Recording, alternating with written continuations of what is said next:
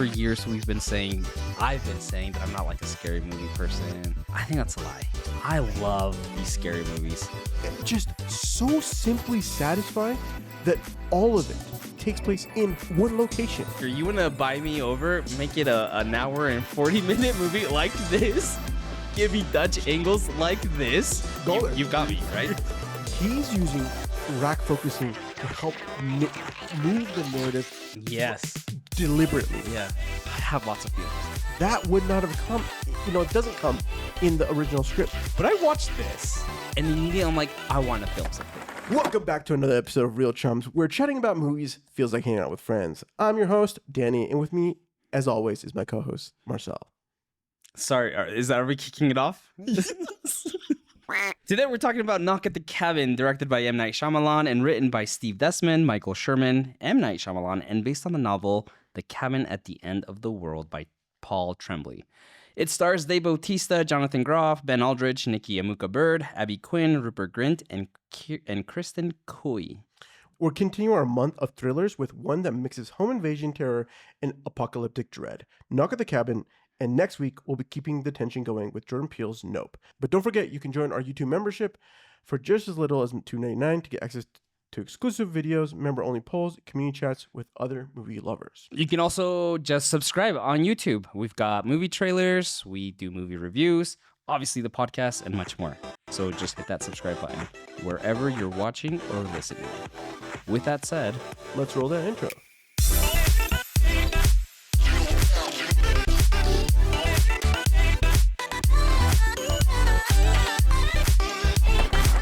All right, Danny, we are back with another thriller movie.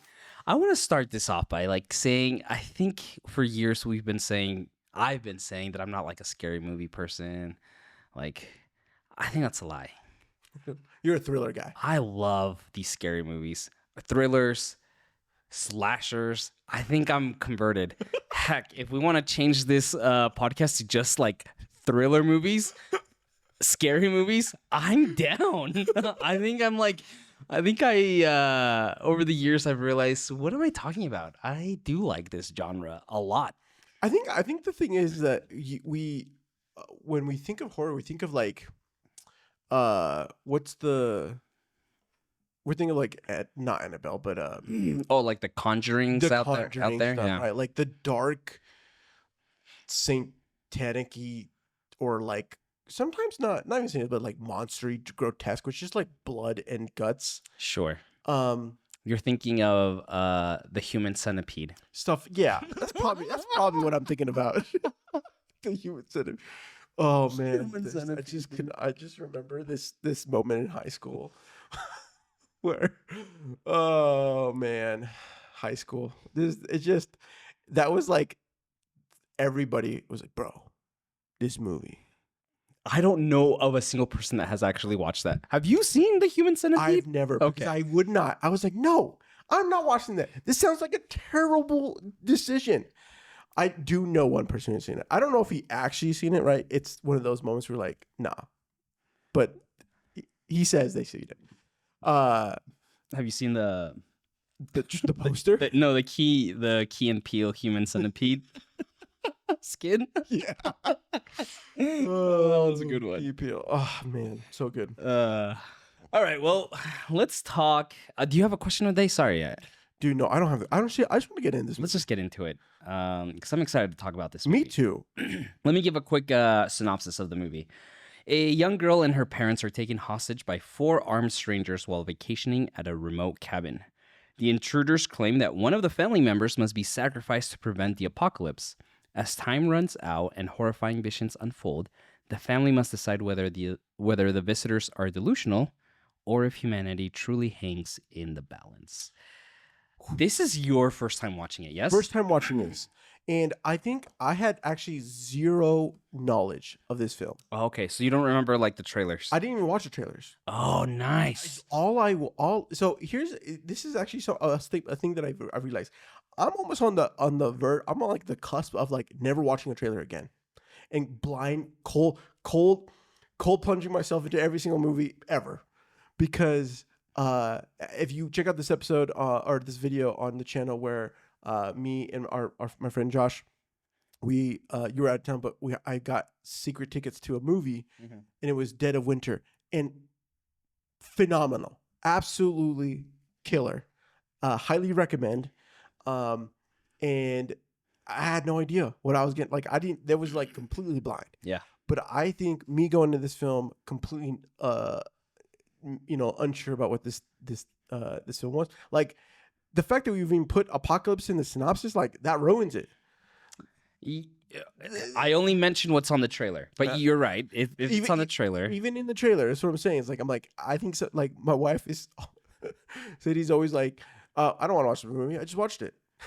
There's this level of like, and hear me out. Like trailer editing is hard these days because you're competing with freaking 3-second TikTok dances and all this stuff. So like, there's a wide range of what you're trying to do.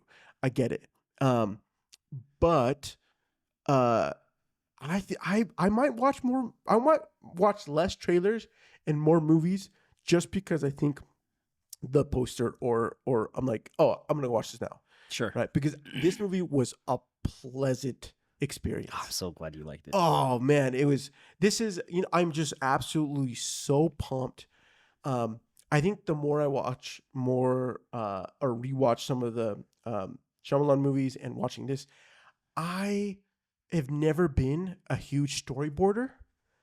But this is for me. This is on a creative, like on some of the creative elements in some of the jobs that I do. But when I do my movie, I think there's a level that there's gonna be specific for sure. I'm like, these are the shots I want. Yeah, and this is a master class. I mean, I think Untouchable. Go check out our episode on Untouchable. You get there, but this film, there's so many scenes. And look, just check out this scene, or this one, or this one.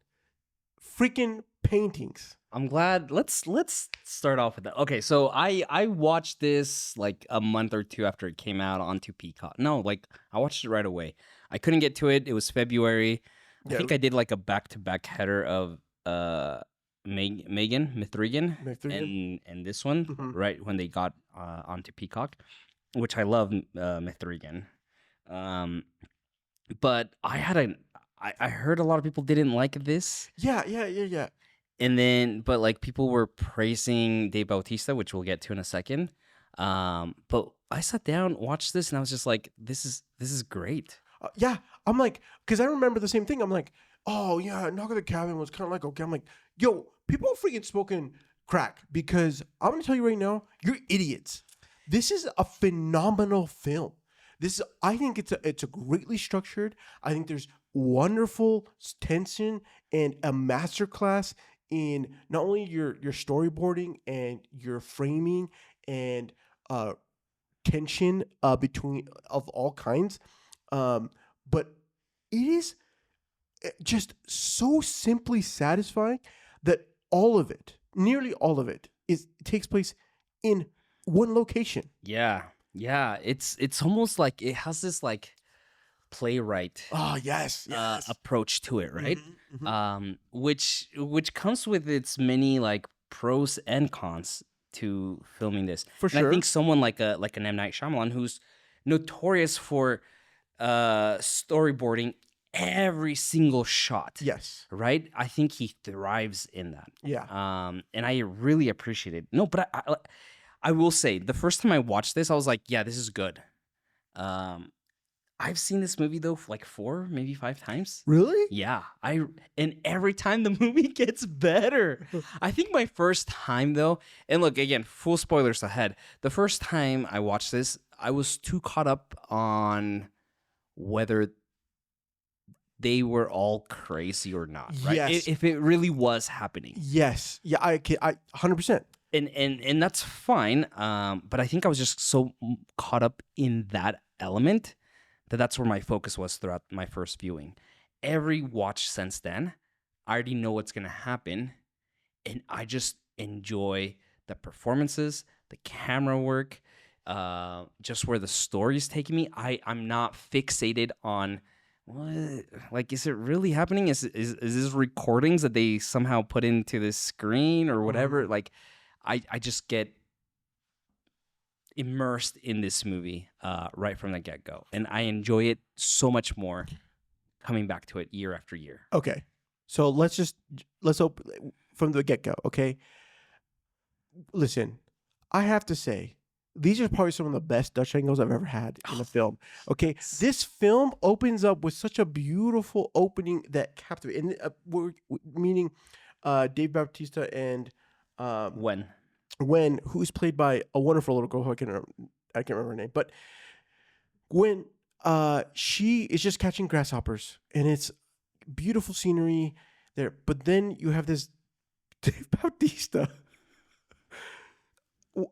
a monster of a man, come, and you see, and especially with you get him from Drax, and he's such a tender heart in this film. Yeah, and his approach to Gwen and his careness, but the amount of rising tension that is brought in this opening sequence with a close-up of their face that then becomes more Dutched. Yeah.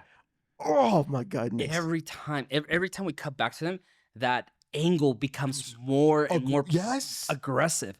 It is so awesome. Look, it's no secret that I love a good Dutch angle, right? Like, I love Dutch angles. I was watching, I'm like, dang. Marcel's over here like, I can't wait to talk about this. This is you as a filmmaker, you want to buy me over, make it an hour and 40-minute movie like this, give me Dutch angles like this, and I'm just like, I'm golden. You've got me, right? No, it's incredible, those shots, because it does start very like level, and then we cut back to Wen, we cut back to Leonard, and we're going back and forth, and it's just becoming more and more and more and more aggressive. And it adds to the suspense of it all, because the movie very smartly chooses to just drop us into it, right? Introduce us to Wen and Leonard. We don't have the family driving up to the cabin. No. We see that later. Yep. Okay. But we don't have a scene of them like driving up to the cabin and arriving and like checking it out first and then slowly getting to the buildup of the movie. No, we are immediately dropped into what the situation is. And Leonard takes the time to say, look, you're going to make some hard decisions.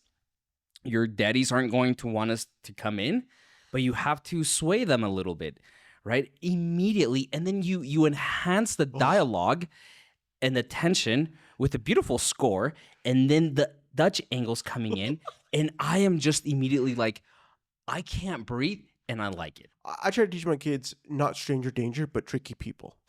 Okay, so like this idea of stranger danger is a dumb concept, because literally we have to engage with strangers as an adult on a daily basis, or some capacity of it, right? So it's not about strangers; it's about tricky people that try to do tricky things, right? Now Leonard comes in, completely steamrolls in the fact that like is introduced like, I'm no longer a stranger, I'm Leonard, right? Subverting. But then he asks that question. He's like, listen, so you're gonna have to make some hard, and that as a parent, you're like, oh, red flags, right? And so then that, like you said, the tension, and I think it completely sets the tone for the rest of the film. In fact, I could easily see any other film, even myself. We have this film, we have this concept, we film everything, and we have because they have all the shots. They have everything they need to be able to bring us slowly into a world and set the stage. No, we don't. That's not what happens here. Right. And I think it's absolutely masterful. It could be done if you are sitting there and you script. And I think there's this part of it is that Shyamalan is not just doing a storyboard; he's editing the movie in his head. And I think that's something that I value. That's a skill set. And I think that I have to think about that when I do my storyboards, is that because when I'm out shooting, I am editing in my head. I am thinking through a shot. It's called thinking in shots, right? So you're thinking about what shot, what sequence am I going to do here? What am I, because I know in my head what the edit looks like, how it's going to pace, or how it's going to, or what I want it to maybe feel like. However, Shyamalan is doing that, and he sees it, and so he places it before anything else, which I think ultimately in a narrative sense provides greater direction to the actors, for them. Listen, this is one of the most important sequences that we can do today. And I don't think they did this right away. Maybe they did right away. I don't know what the breakdown is. But what I do know is that when M. Night comes in and he sits down with these actors, he's giving them exactly the tone that he needs them, because he understands the moment and the pacing, or at least the moment and the structure of the film. He's developing the pacing, and he's developing the overall the cadence and performances, right? Which is the missing piece from his storyboard. Mm-hmm. Look, this movie has two cinematographers. Yeah, you're right. You have Jaron Blaschke. That's Robert Eggers' go-to cinematographer. Mm-hmm. The Lighthouse, The Witch, Nosferatu most recently, The Northman. Northman? That's what it's called, yeah. And Jaron is wonderful. I keep bringing up Lighthouse. I think this is like the third time I've brought it up in like a month. True. The Lighthouse is wonderful, right? And the movie focuses on these two individuals that are entrapped in this close quarters lighthouse, and they dive into their mania and the paranoia that they have, right? And so M. Night reaching out to Jaron to come in and like help with the use of the camera to lean into that paranoia or that conspiracy element of it all, right? And you are, as we've talked about, you are just in this cabin the entire time.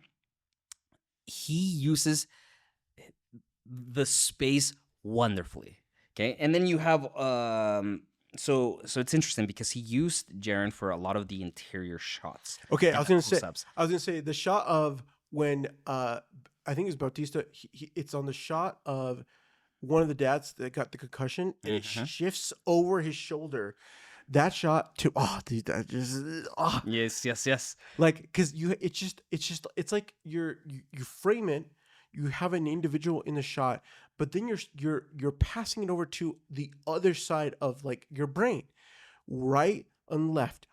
How are they going to be communicating to each other? These are some of my favorite shots. And so I just truly cannot express. I saw that shot, and once that shot happened, I was like, this is how the F did I miss this? How did people not hate on this so much? You guys are idiots. Yeah, I love it because when you have limited space to film and your protagonists are literally tied down the entire movie. Yes.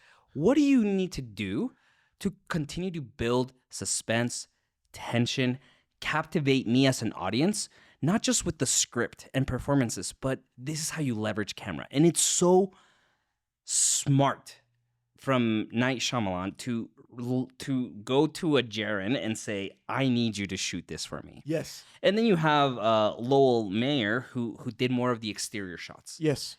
And I think that's great to be able to say, I know the vision that I want and that I have. I need you, Jaron, to help me execute on this because you are a master at like close space and moving that camera. Yeah. There's a lot of before we get those shots of Leonard and the camera going back and forth, right? We get a lot of and Danny, maybe you can talk a little bit more about this, but we get a lot of like rack focus shots. Oh, dude. Those I can't think of another movie that leverages rack focus this much, and I am not annoyed by it. Like there's like a good like 10-15 minutes of this movie where we're having several of these rack focus shots. Yes. Okay. So here's the thing: rack focus does form a purpose. Most time when we think of rack focus, we're focusing on like some kind of an element or something in the space that then moves into an actor walking in, or vice versa, right? The actor, and then they look down and they rack focus to like a paper. I think I want to say there's a good rack focus in Knives Out or something, but that's the majority. When I'm using rack focus, because I want full control of when I want something to show up, or I want to reveal something, or whatever. He's using rack focusing to help move the narrative. Yes, deliberately. Yeah. Right. So we know he's telling us exactly where we want to be focused on. right? Not to say that's always what we need to be focused on, but he's trying to emote some kind of emotion, whether that be the response or the reaction to someone else's response, right? That is the power of being able to have full control of you doing your focus, right? And I think I personally love these kind of rack focuses. I love when you're on a person and then you rack focus to another person without having to do an edit. Okay. Yeah. This is what I think is really crucial. And why it's crucial is because in this scenario, in a filming this kind of film, you are blocking your shots accordingly for your frames. Because when you're in the side profile for the dads, they have to be offset by just a little bit. When you look at them from a head-on position, they're parallel to each other. Yeah. So why? So you have to set that framing and the blocking for those shots in a whole different sequence. And this is why this is a highly tech. You would look at this film and you're like, oh, that was, yeah, whatever. No, this is a highly technical film. And anyone who tells you otherwise, any other like this, and I get this is one of those moments where like I get why you would want to do a horror film for your student, but I think you cannot make a horror film well unless you know the craft of your craft, which is why I would much rather do like a comedy for initial or some kind of drama because you can have a little bit of flexibility. I think in thrillers, as we keep coming back to them, require so much skill for the craft. Yes. Because you have to leverage every element that you can to help build suspense, help build or misdirect, slash pushing the narrative with your tools in order to get the biggest like punch for your film. I absolutely, now I don't know if that's what you're looking for. To me, when I think about that, these are the things that I'm looking at, right? Those transitionary moments are moments because, you know, someone said something that was unexpected. You're like, what? And so it's shifting to that individual. And then it does another cut because it has, you know, that they got the coverage. But this is just killer. It's great because, again, limited space, limited on what you can do, right? Yes. And here we have the one scene that really stood out to me. You have Eric, played by Jonathan Groff. Okay, like he's waking up after like falling and having a concussion. Yes. Okay. And Leonard comes on screen, the TV's on, they're watching some cartoon, and Leonard's talking about like, I've never seen this show, but I like it. It seems like it's teaching love and kindness and empathy, and I think that's great, right? And it's almost like an over the shoulder. You have Leonard, you see the back of him, and then we're first focused on Andrew. And then we get that rack focus shot as we go back to Eric, and then back to Andrew.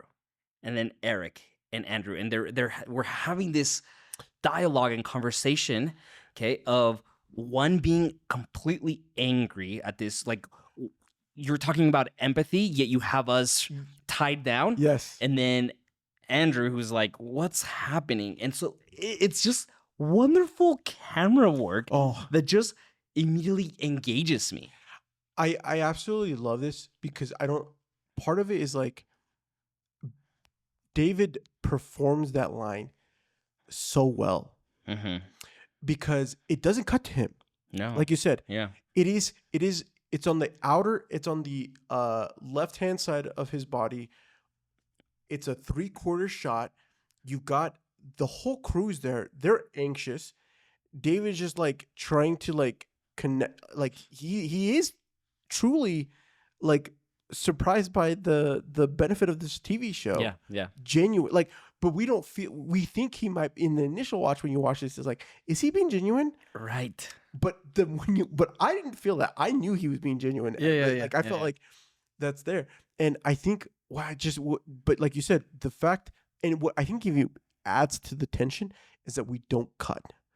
We're not cutting back and forth between there's a little bit of cuts, but like it stays on this like mid wide shot, slightly obscuring Bautista in the full frame. But we get the TV going. We have this, Eric, which one's the one that concussed? That is David. No, it It is Eric. Eric is the one that's Yeah. concussed. So Eric is concussed, and we're staying on him. Mhm. And there's I think you've watched it more, so I'm excited to get to more of like what you're learning from this film as you've watched it more, because I think there's some big themes here, and I don't think I caught all of them because I was enamored by the cinematography and the story and the fact that I had no idea where we were going. Yeah. Before we get to themes, I want to continue. There are moments in this movie where we have these continual shots of characters dragging bodies outside the cabin. Yes. And then they come around. The scene that I absolutely love is when they've knocked. That creepy 7 knocks at the door. It's so specific and so creepy. They won't let them in, and so then they like the 4 horsemen, so to speak, split up. And then when Eric and Andrew are also splitting up to like close all the doors, and we're just following them around with the camera. We get some cuts, but all internal, and like we stay on our 3 main characters the entire time. And then as they start breaking in, then we start getting those cuts, and we get that tension building. But it's wonderful because, again, an amateur filmmaker like me or a producer would have been like, oh, let's get some exterior looking in. Yes. And like show me faces and like give me some quick cuts to like create this tension of or this feeling of the invasion, right? And it's not that. No, dude. It's so great. I watched this movie, and this is the feeling I get. I have lots of feelings. I watched this movie, and the first thing I get is you've been pestering me that we're gonna film something soon. Yes. And I just don't have the time, and that's why I haven't fully supported you. I'm sorry, friend. No. I've also been tied down, and I'm like, I need to get this happen. This gotta happen. But I watched this, and immediately I'm like, I want to film something. Dude, is that not? That's the testament to me. If you watch something, you're like, I want to go film something. I also felt the same way with One Battle After Another. Okay, yeah. This feeling when you watch a film and you're inspired. That's what it is. Like I'm just inspired to like. I feel like 21-year-old me who took a semester of film and was like, yes, I'm gonna be the next Spielberg, right? And then 2 semesters later, I'm like, nah, I'm out. Right? No, no, I'm out. But I have that feeling once again of being like, yeah, I can do this. I should do this. Whatever I make, I can make something. Yes. After watching this, and I love that. Like, we're gonna go all over the place, but like, M. Night Shyamalan has now been working for 3 decades. Yes.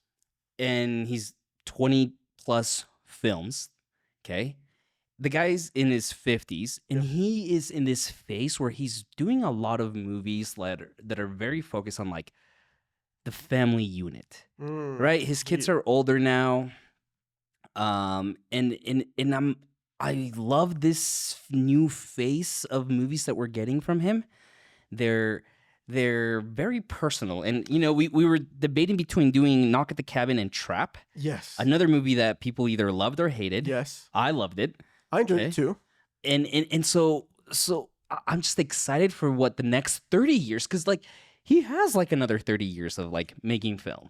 You know what? And what I think I love about him is that he will make a film because it is personal. Mm-hmm. And he has a story that he feels like he wants to tell, and he's got an idea to tell it, right? We're going to get to the themes here in a bit, but I think what I appreciate about this one over Trap is that this feels way stronger of a film. Trap was good, but I think the second time I watched it, loses a little bit. Sure, yeah. Of its overall like appeal. It's like one of those. It's those movies that you like. Sometimes you have those first watches that are magical, and then other times where like it's the rewatch that wins. Yeah. Right. This one, Knock at the Cabin, 1,000% should be studied in film. Like if I'm gonna when I'm making a course for my film studies course, whenever that happens with whoever kids, because it's gonna happen. this is going to be on the docket. Yeah. 1,000% this is going to be on the docket because it's a wonderful element and structure of so many things that can be dissected and studied. Trap, great movie. Not going to be on the discourse, right? But that's the thing that I think I like about M. Night is that he's got strong connections to his films. He's trying to, he's telling something about human elements that he personally is resonating with in some level. Yeah. That I think comes across, right? And for me, I think that people like they look him over because he's not always doing a hype train, and I respect it. And I think more people should freaking get off their high horse and just settle and actually take a moment to feel the movie. Because if you were feeling, you would be enamored. I think it's look.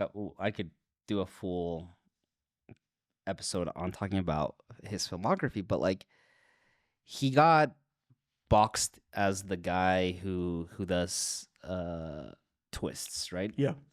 And that's not who he is anymore. Like I don't think he really was that. Like I think his movies had twists, but like for you to go into a Shyamalan movie and say what's the twist gonna be, and I'm victim of that. Like I think there's been times where I'm like, oh, what's it gonna be?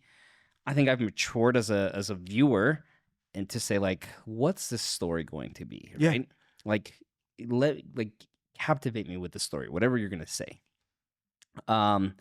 And I think it's unfair. I think there are a lot of people, I think general audiences, I don't want to say we're burned by him or whatever, but like, yeah, he's had some major duds, and he's talked about that. Yeah, but who hasn't? Who hasn't? And again, like, there are very few filmmakers out there that are mortgaging their house to like financing it their own movies to be able to have full creative control. Yeah. And I think that is something that is so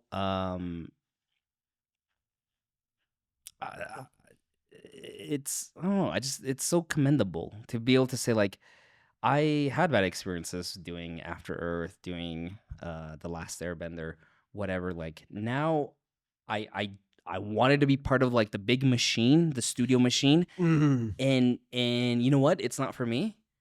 Let me now just focus on what I can do, right? And the movies and the stories that I want to tell and what I want to say.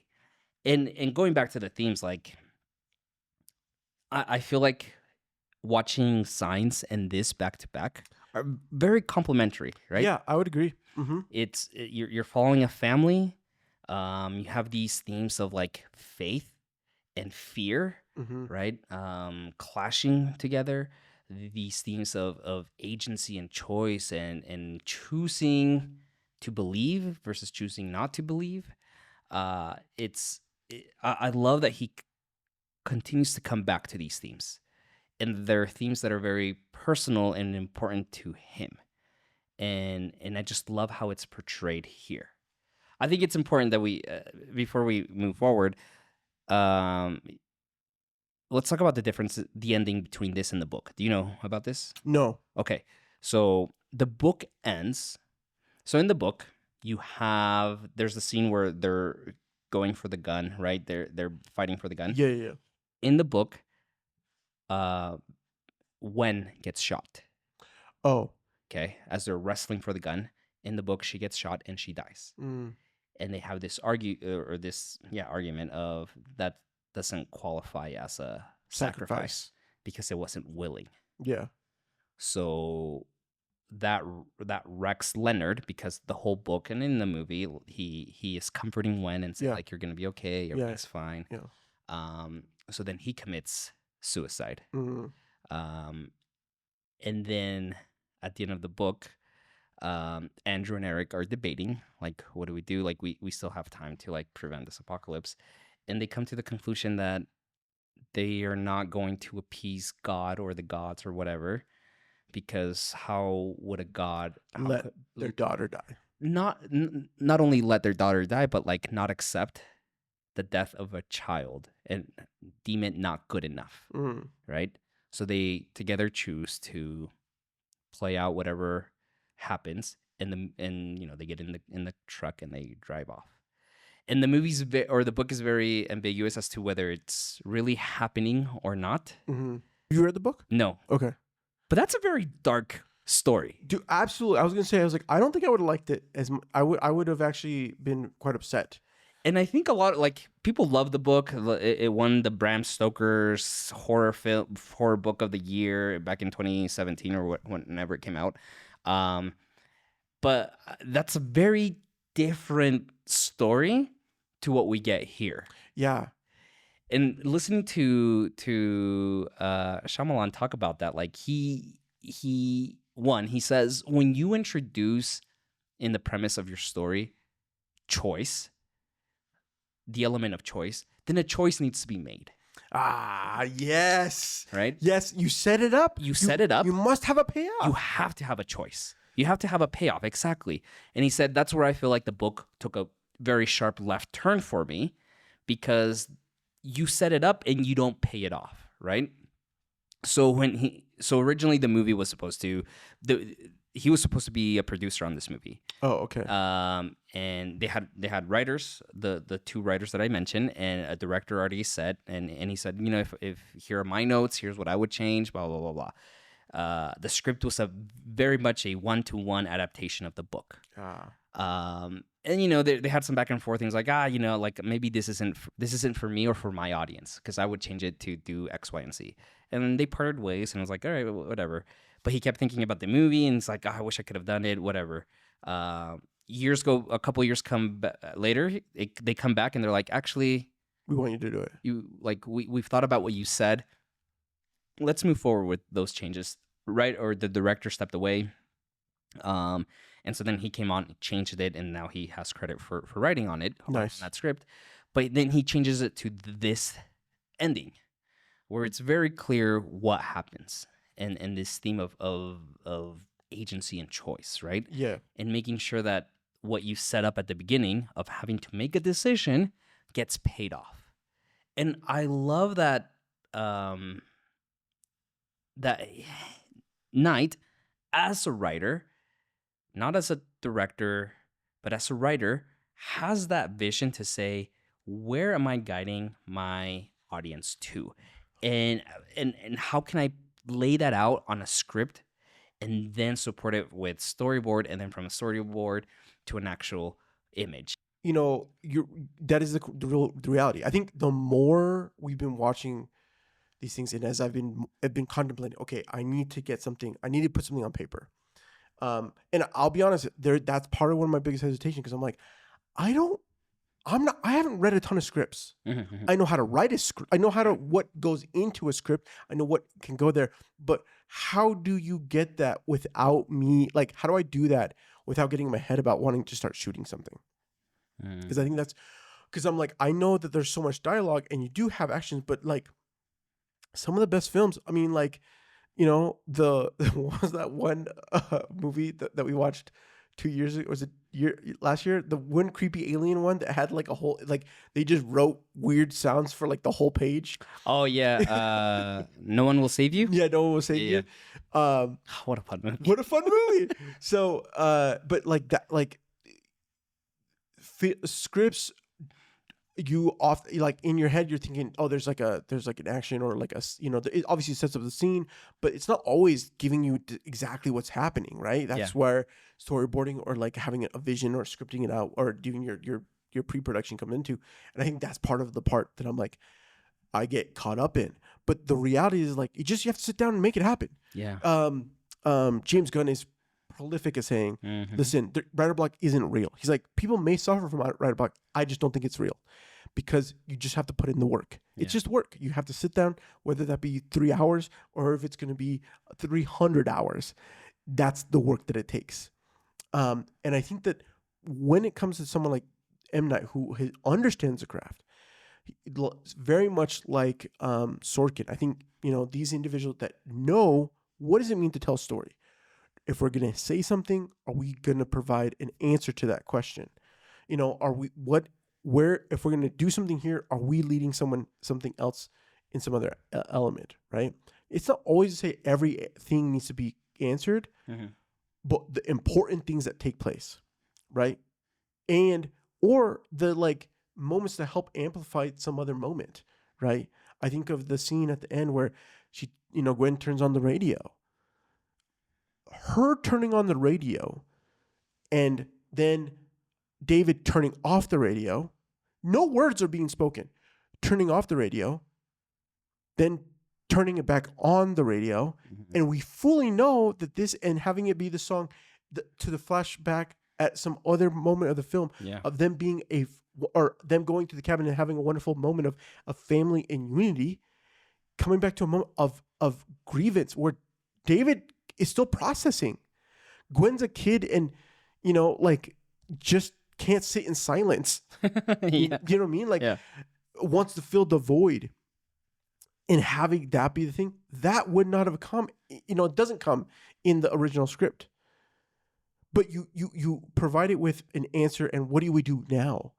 This is a wonderful element of like some sense of like resolve amongst the family, but we have unresolved amongst the world. What's going to happen now? Will this happen again? Will this happen again? Yeah, like it is. And I think for me, like, it's awesome to know.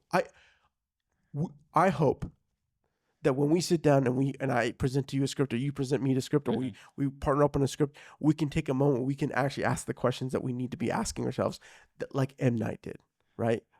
But we can't know that until we get to that script. So, Marcel, we gotta freaking put our asses in gear, bro.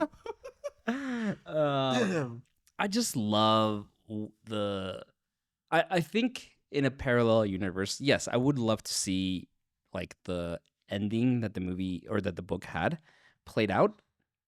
But I do appreciate the commitment that Shyamalan chooses to play out here. And like two major themes that kind of stood out to me were that of like faith versus doubt, right? And the other one, that of like the worth of like humanity in individuals. Like is the movie asking if we should believe blindly or should we challenge faith? I think it's saying both. You have the two, you have Andrew and Eric, that are very much, one is a man of faith. The other one is not, because of the rejection, the hatred, the bigotry, you name it, that he's experienced, that has made him. He even has the line like, "I'm a lawyer. Like, you should see the stack of pictures that I see of children being abused or whatever." Right? Like, this is a man who has seen it all, so to speak, and has a very low opinion of what humanity, and even has that wonderful line at the end of like where they're talking and like Jonathan Groff's character is saying like, I'll make the sacrifice, like I believe it and it's real, and he says they're not worth saving. Yeah. Right? Like, they have never wanted us. They have never accepted us. They are not worth saving. Humanity's not worth saving. Yeah. And so I like those two themes like really stood out to me. Yeah. I'm glad that you wrote some ideas for themes and symbolism. I did think that faith, or that like faith versus doubt, was something, and it's interesting because you have like the four horsemen. I really appreciate that this was something wasn't mythical. Mm-hmm. Right? They weren't specific like, beings of some like godly beings that are coming to bring judgment across the land. Sure. Right? These were individuals, protector, healer, person who was looking for redemption, malice. These elements for these horsemen coming in, but they were individuals that began receiving these visions. So they had knowledge, they had truth, right?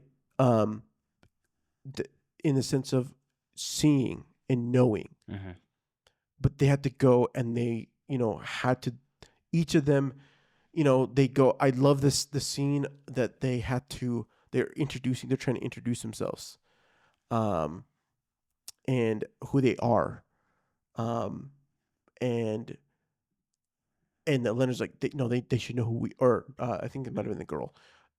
They should know who we are, right? Because you have what's his bucket? It's like it doesn't matter. Rupert Grint. Yeah. So Redmond. Redmond. Being frustrated with with the whole situation of that. It doesn't matter, but it is. Oh, I just think it's such a powerful decision. Yeah. Because this idea of like, okay, well, what are you going to choose to believe? Like, how do you, as an individual, right? I love that, that they, in the first death, Eric does have some moment of possible spiritual sight. Yeah. A small little moment that could be a blip, right? But it's that has him questioning and asking questions for himself. Is this really real? While the other one is filled in our church, we call it heart of heart, or you're not here, difficult to listen, you're not wanting to listen at all, and depicted well, like I think that you put this in any other scenario where like maybe they're trying to chase them down, or they get visited by one of them in like their workplace, and then they eventually go to the cabin, right? Now all of this happens in the cabin, so there's it's just they're tied. There's no room for them to escape. They are forced to have to make a call there with these themes, and with of faith or doubt, and that would be hard. As people, both you and I go, members of the church, trying to go be faithful, it is sometimes hard to ask yourselves, is what we're doing real? And that can go towards anything. Anything really. Right? Am I trying to start a business, or you or an individual trying to go achieve something great as an athlete or whatever? Is this real? Does this matter? Yeah. Is it worth it, right? Is the sacrifice worth it? Is the sacrifice worth it? There's a couple times where like I think Andrew or Leonard's talking to them, and Andrew says like, we're just normal people, like we have no choice, and then or Leonard is saying like we're just normal people that just got together and we're doing this. We have no choice to prevent like the apocalypse. And Andrew yells, "There's always a choice. You always have a choice, right?" And I love that because Andrew has shut himself off entirely of like empathy from people. Right? He was attacked. He was assaulted by Redmond, as we later find out.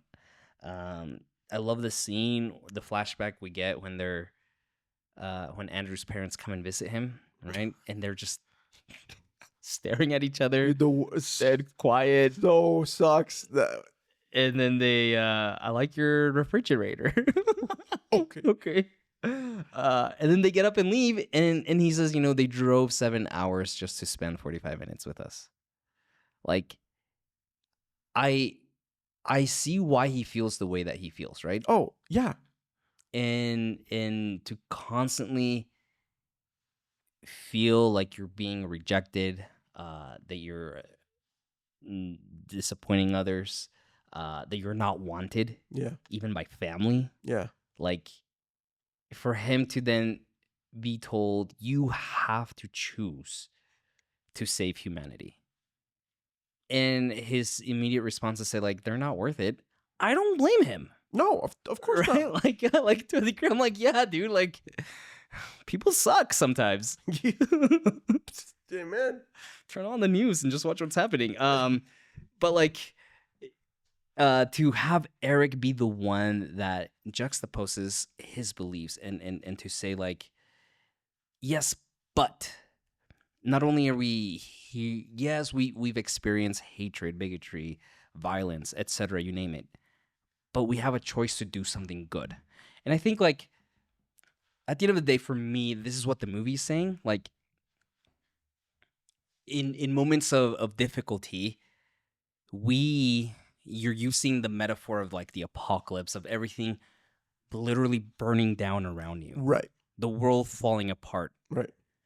What do you do in those moments of when you feel everything is falling down and everything's falling apart?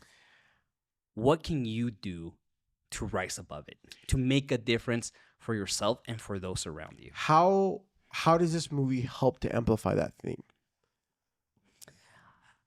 Again, choosing.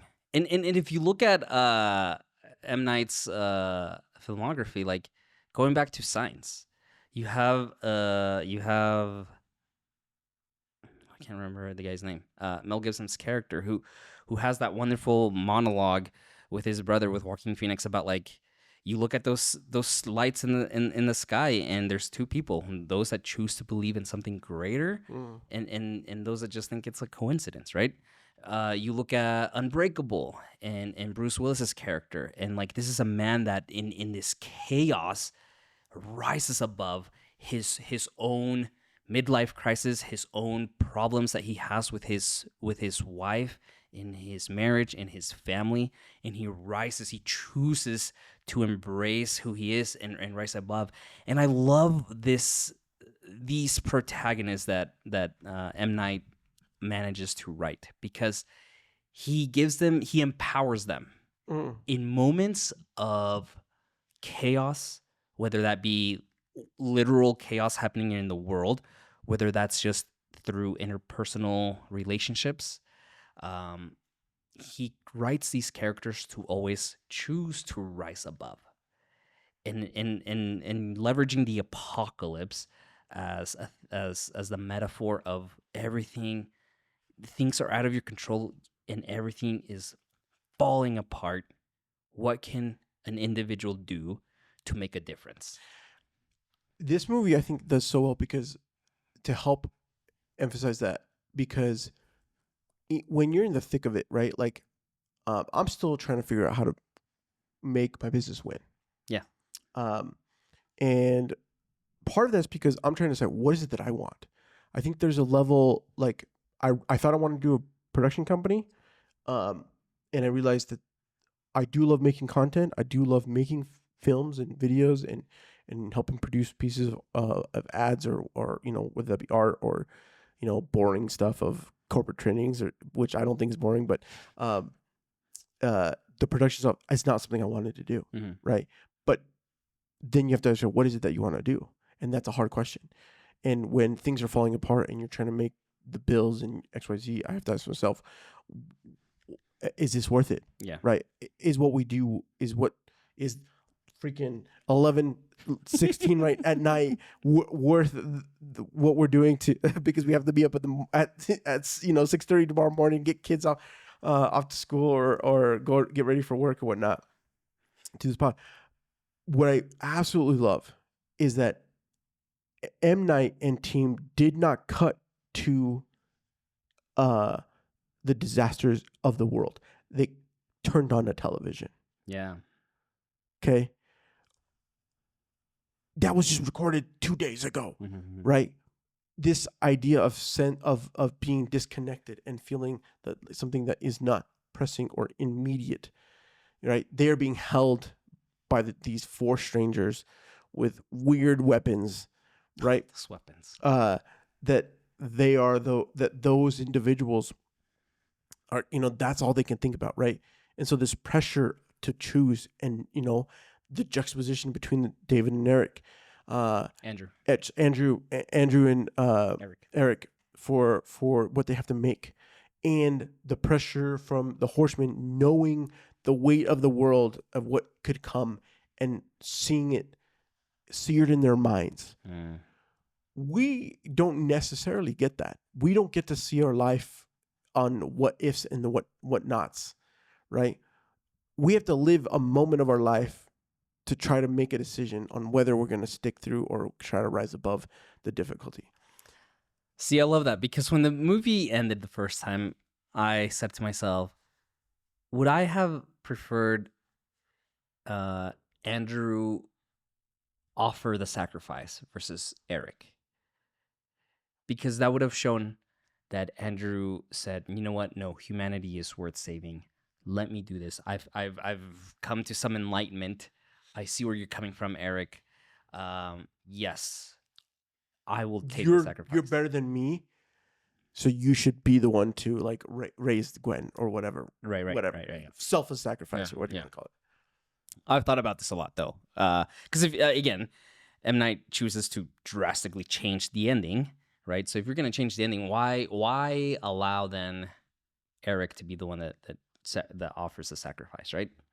And I think or after watching it so many times, I love that it is Andrew that lives, because then now he is forced to live in this world, to learn empathy that hasn't been shown to him, to learn to love others even though he hasn't had that love shown to him, to learn to look for the good in people when his job shows him the bad of humanity. And I think that makes it more empowering and fulfilling for me to say, you chose together to let Eric be the one to make the sacrifice, so that you, Andrew, can continue to grow as an individual. I just love it, dude. I love it. It's so good. Oh man! Look, I've said it before. One day we're gonna get M. Night. We're gonna interview him. I feel like that's gonna be my mission. I think our mission is to have M. Night on the pod. Eventually, we're gonna. I don't know how we're gonna do it, but we're gonna find a way. Is he the director that we've discussed most like movies of? Maybe, but I think I just love him. I just think he would be. I think that he doesn't get enough love, and I think I would love to be the one for us to like to sit down with him and get the opportunity to pick his brain, and like, you know, what is it that ticks for him? Like, why take a script and say yes to this one and no to that one? Mm-hmm. What makes it? Is it just that nagging feeling that he has that's like, oh, I want to do that film because now I have the vision, or I see what I know what to do, and what would I do? Yeah. And it sucks that I'm only producer and script supervisor for this, rather than actually getting it. Or even having like, you know, the I don't know, just I think he would if we could have a moment with him, many, not only us but like thousands of filmmakers who are of color would learn a lot. Same with Ryan Coogler, right? Like, but M. Night would be amazing to chat 100%. With. Oh, so good. Last thing I want to ask you, Danny. There's every not sacrifice, every ritual that's done by the four. Correct. Right. M. Night chooses to not show. Correct me if I'm wrong. I pulled up my old book from college. Off-screen space. We don't see the actual murders, right? Or sacrifices, rituals, whatever you want to call it. We cut off, and he leverages off-screen space. Mm-hmm. We know something's happening, but he allows our imagination to imagine the death. Correct. Did that work for you? Do you like it? Do you wish we would have seen it? This is one of the biggest criticisms I felt like I read when this movie came out. I think it absolutely works. It's because it's not about that, mm-hmm. right? It's about witnessing the judgment in a individual's action to other individuals who are to make a choice. Yeah. Right? So it's about what are the reactions to that ritual, not about the ritual. Right? I mean, I think because like I think one of the biggest things that you would find, David, Leonard's death isn't necessarily cut away from. We know what happens. Right. He's not visually seen. I think part of that might be due to ratings, like what rate of a film this would have been. I think that would have put it maybe into an R class, possibly. It is rated R. Oh, you're right. For some reason, it was PG-13. Nah, it's rated R. Yeah. Yeah. So, in any case, but yeah, but so I think maybe that's the biggest moment that indicates. Actually, I don't know if it says F-bomb twice. I think it's said a couple times. Yeah. So if it says F-bomb, that's Yeah. automatically puts it wrong. But more of a one, like I could easily see myself watching this with like a 15-year-old and asking, like, what do we learn from this film, right? Like what, some of the stuff that we talked about today. But that scene, I think, is indicative of like he was committed to what he needed to do. Yeah. And yet is left for him, for Andrew and Eric to have to make a call because of that thing, which leads us to the final moments, right? Gwen's up in her thing, and so I think it works. I can see where maybe that, but I'm like, why showcase a murder when you can showcase the reaction of those being with, like, again, it's like, what are you going to show, right? What do we want to show? Sure, we already know he's going to die. Like, we see the rising of the weapon. So why not show what we should be looking at? It was very reminiscent to The Village. Yeah. When Noah stabs Joaquin Phoenix's character. Right. And I remember when we talked about it last year.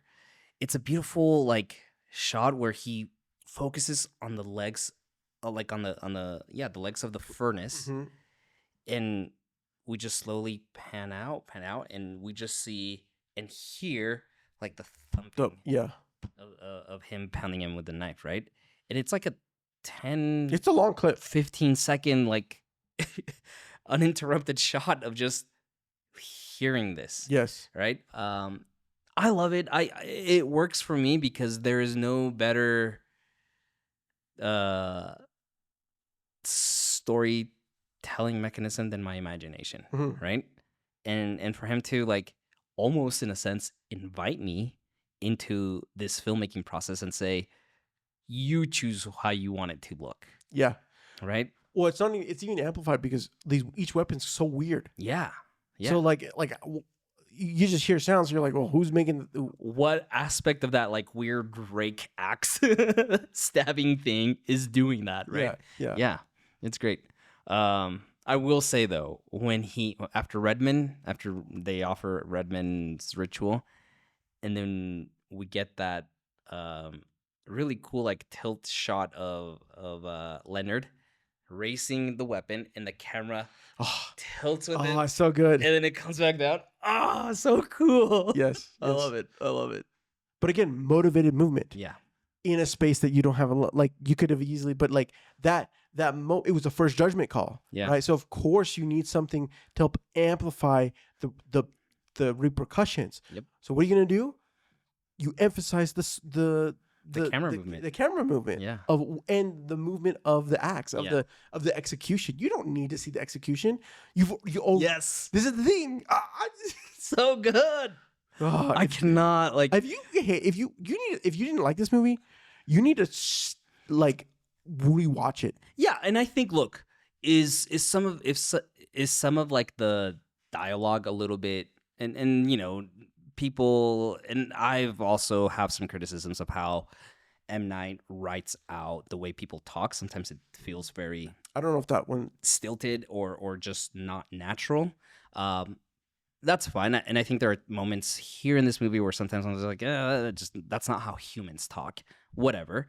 But when I watch this, like with like my technical glasses, and I'm just like, I wish I could have thought of that, of using, a shot like this, or like going back and forth, using Leonard's head as the blocking mechanism of like going between one side to the other. Like I would have never thought of that because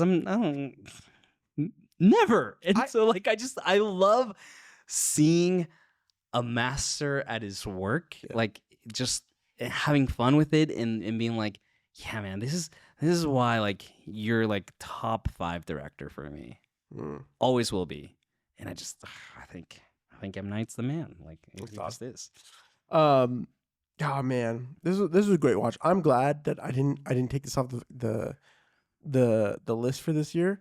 And this will be a highly rewatched film for sure. Good. I'm excited to revisit this. Has me wanting to revisit some M. Night as well. I did after I watched this, I was like, I want more M. Night. So I started watching The Happening. Is that a TV show? No, that's the movie that he did with Mark Wahlberg. My boy. Your boy. You should watch that. I won't say anything. Watch it. You don't like it? The first time I watched it, I was like, what? And this is my first time coming back to it. And this is a perfect example of like really bad script writing. Like the way he wrote these characters, or the things that they say, I'm just like, this feels, and again, like it's Zoe Deschanel. Yeah, I don't like. She is highly miscast here. I don't like how she played her character. Like, I can't take her serious. Yeah, but there's also like this movie came out in 2008. I would to me, I think that this is one of those like they didn't know what they they're still trying to figure stuff out. With I don't know, maybe casting directors, right? Yeah. It's one of those things like you're like, oh, going for name or you going for performances. I do think this movie would have played out better with different actors. I think I remember seeing the trailer for this and I was like, yeah. But it's interesting. I have like 20 minutes left, and if I don't lean too much on the performances, I think there's some really cool stuff here. Have you watched Old? I haven't. No, I haven't. Yeah, that's the one I was thinking about going to do. That's the one where like everyone, even like people that love M. Night, have always told me like the first 2/3 of this movie is great. It's just the last act where like it just really like did not work for everyone. For this film, for Old. Oh, for Old. Yeah. I don't know. This is one of the ones. Yeah, I'm definitely have to do. The Visit. Have you seen The Visit? No, I was actually looking at. I was like, I don't think I've seen. I love Wayward Pines. I thought Wayward Pines was great. I need to finish Split and Glass. That's right. You haven't finished Split, huh? I'm gonna watch Split and Glass probably in the next month or so. Yeah. Yeah. I'm gonna put that on my docket. Lady in the Water is also. I do also need to watch Servant. That's on Apple TV. Dude, Servant, I can't, dude. It's weird. It's people love it. I know people love it. I think I watched half the first episode and I was creeped out. Okay. That's just me being a baby probably. It was a weird premise. I might revisit. I don't know. It's one of those. It's one of those where I'm like 5 seasons. Can I commit to 5 seasons? Yeah, you freaking baby. You freaking baby. Can I do it? I just don't know. What do you like? You're not playing video games, bro. No, I'm not. I am instead watching these movies 2-3 times before we record it, thinking about the themes. Okay. Writing out an agenda. Hey, no. Savage. Throw me on the bus. Oh, I love it. No, guys, we really appreciate. Listen, we're battling life hard right now, and we're fighting every single second we can to make sure we get this podcast out. And we appreciate your guys' patience with us. But we honestly hope you guys enjoyed today's episode. Please subscribe wherever you get your podcasts, specifically on YouTube, where you can actually comment. And, if you just give us your thoughts, because we want to have conversations about this. Did you not like it? Do you like it now after doing a rewatch? is there a favorite scene you got? Let us know. Yeah, connect with us. You can always connect with me on Instagram and Threads at Marstrosity. That's MARZTROSITY. And me at Rubio.tv. Be sure to also subscribe to us if you want to see an episode and don't want to miss it. Join our newsletter by going to realchums.com/newsletter to join there. You could also join and support us by joining our membership on YouTube for $2.99 a month, where you get to see member-only polls, as well as chat with other movie lovers and see exclusive videos that we produce.